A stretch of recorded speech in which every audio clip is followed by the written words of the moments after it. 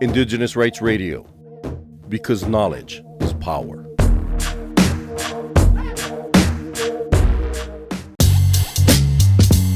From November 10 to 21st, 2025, the UN Climate Change Conference, commonly referred to as COP30, is taking place in Belém, Brazil. The city, called the gateway to the Amazon rainforest, this major global meeting has gathered government representatives from 198 countries, alongside UN bodies, civil society, academia, private sector, and significant delegations of indigenous peoples, women, and youth. Notably, this year has the largest ever participation of indigenous peoples in the conference series, with over 3,000 indigenous delegates registered. Cultural survival is engaging with indigenous leaders and their representatives to understand their goals for COP30.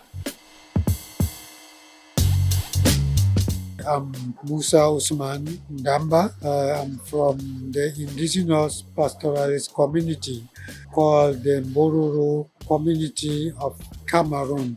We belong to an organization called Boskuda, Mbororo Social and Cultural Development Association. It's an NGO in Cameroon, a national NGO with the United Nations ECOSOC consultative status and also with the UN CCC observer status since 2003. Regarding our issue with climate change, especially, we are coming from a pastoralist community, and our livelihood depends on nature. Cattle rearing, and cattle means feeding on natural grass, on natural land. And since the climate change means extreme weather condition, either extreme rain, which can result to landslide, and also prolonged dry season, where the land becomes dry, the water becomes scarce, and this becomes a serious impact on our community because many people lost their animals through this prolonged dry season that is as a result of the climate change. And the precipitation of the climate change have also made it not possible for our elders to predict the time, the period to move the cattle from traditional transhuman, and this is also a big issue.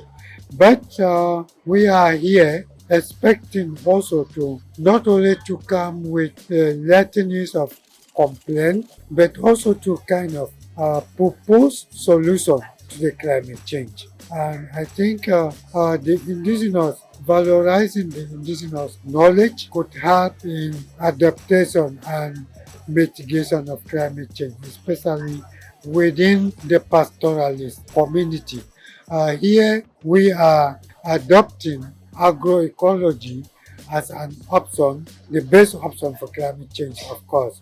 Agroecology means practicing mixed farming, that's farming and also livestock grazing at the same time, so that this recycling of products from cattle dung, for example, to produce organic manure in the garden, to use it for garden, to use it for food production in the farm.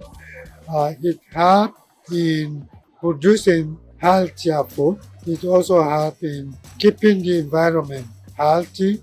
It also helps in revitalizing the ecosystem. So I think we are coming with a solution to propose agroecology as an option for climate change. So the challenge is, do we have the right funding for agroecology? I think no.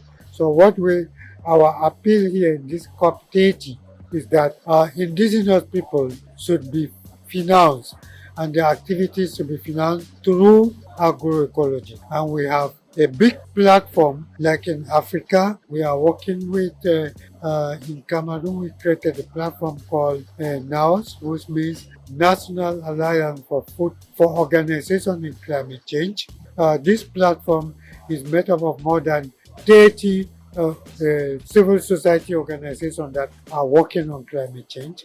And I think farmer organizations could also reach a lot of pastoralist organizations and can do a lot of transformative action on the field that can help to mitigate climate change and also to make this community more resilient against climate change. So what we need to be listened to, and we also need the right and direct funding. I mean direct funding to indigenous people. I think this mechanism needs to be worked out so that indigenous people have a direct access to the finances for climate change. My message to the indigenous people is that they should be more united all over the world, and they have the same issue, either they have found themselves in Africa, in Asia, or in Latin America. They are, first of all, marginalized. They are not within the decision-making group of people, and therefore their voices can be strong, can be heard if all of them come together and say their experience, say their knowledge, and stand like a solid group together so that they can overcome these challenges, especially those challenges of marginalization, and have spaces within the COP that they can channel their grievances and make sure those grievances are taken into consideration. Make sure that once by the time of the end of the COP, the indigenous voices, their decisions are taken into the resolution of the COP30 as part of the declaration for COP30. For more information on the rights of indigenous peoples, visit cs.org and follow Cultural Survival on Facebook, Instagram, LinkedIn, Threads, and Blue Sky.